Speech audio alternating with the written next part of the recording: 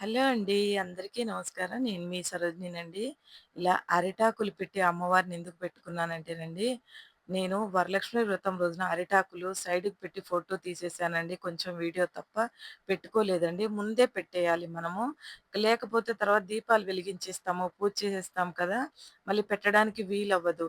చిన్న స్టూల్ అండి అది. చిన్న టీపాయ్ లాంటిది. అందుకే నేను ముందే జాగ్రత్తగా పెట్టుకోలేదండి.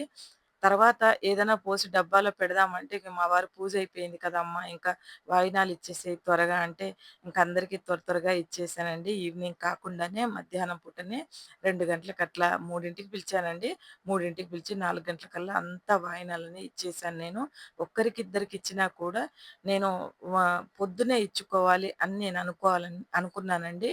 కానీ ఈవినింగ్ పూట ఇవ్వను అనుకున్నాను. అందుకనే అలా తొందరగా పూజ చేయాల్సొచ్చిందండి.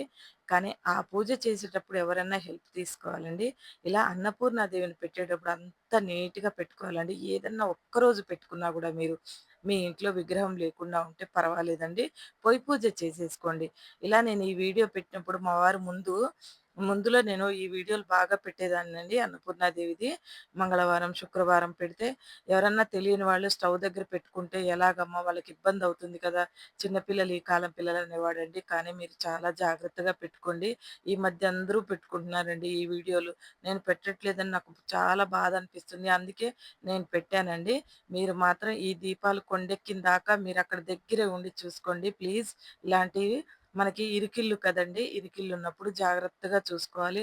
అమ్మవారిని పెట్టుకోవడంలో తప్పు లేదు. ఆ తర్వాత తీసి నేను దేవుడి మందిరంలో పెట్టుకుంటానండి. ఎవ్వరు చేసుకున్నా కొద్దిగా జాగ్రత్తగా చేసుకోండి. థాంక్ యూ అండి.